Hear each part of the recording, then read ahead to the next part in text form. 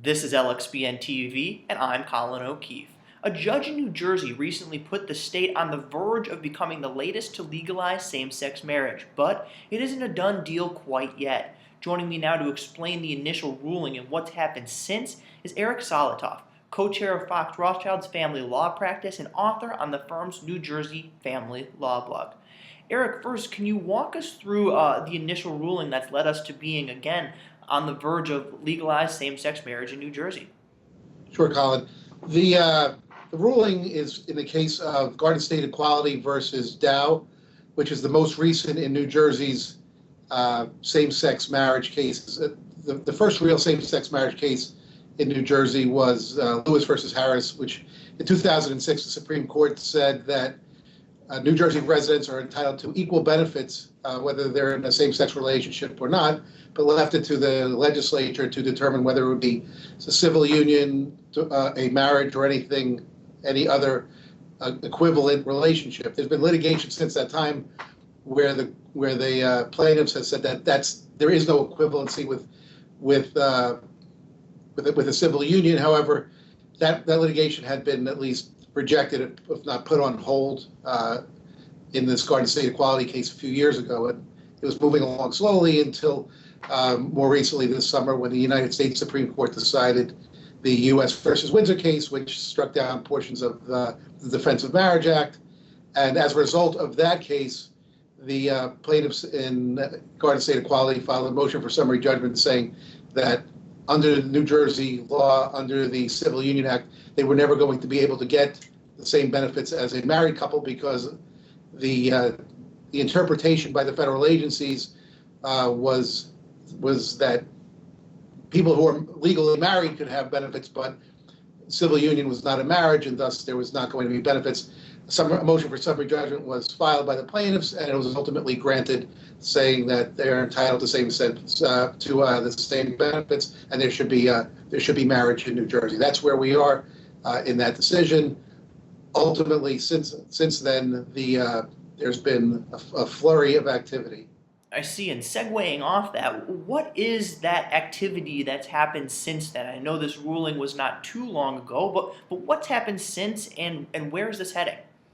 The part of Judge Jacobson's decision was that marriage would go into effect as of October 21st to give the state time to file any appeals if they were going to.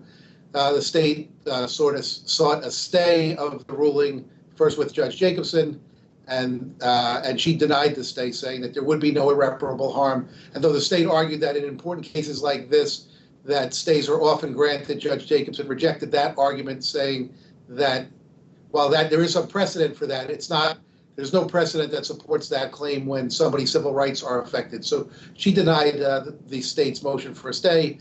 The state also concurrently appealed and filed, and once Judge Jacobson denied a motion for stay, filed a motion for a stay with the appellate division. The state also sought to have the New Jersey Supreme Court take direct certification.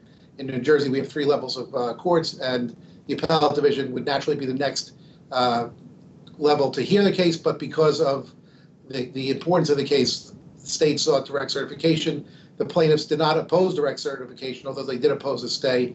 And as we sit now, we're waiting for a decision on that motion. All the papers were in as of Tuesday, so given the October 21st deadline, we expect a decision sometime between now and October 21st. Very interesting. Yeah, this is going to be a fascinating story to watch, as when that Windsor ruling came down, it was initially thought it wouldn't have a cascading effect throughout the states, but it is having a big impact, and especially as we can see in New Jersey.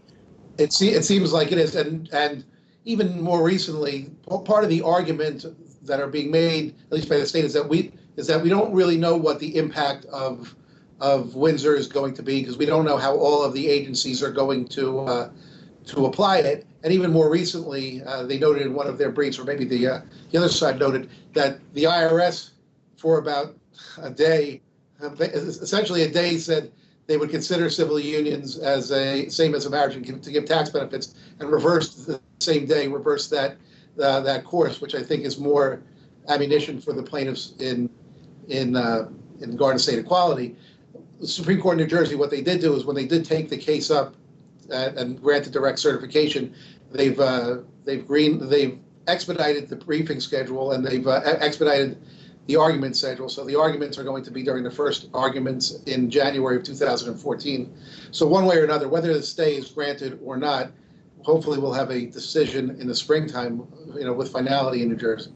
Yeah, again, it's going to be a fascinating story to watch. Once again, that was Eric Solotoff of Fox Rothschild. To read his full analysis of this story, be sure to visit njfamilylaw.foxrothschild.com. And of course, visit us at lxbn.com. Of course, if you're not already watching us here, to see more of these LXBN TV, video interviews, and curated commentary from the Lex Blog Network's more than 8,000 members.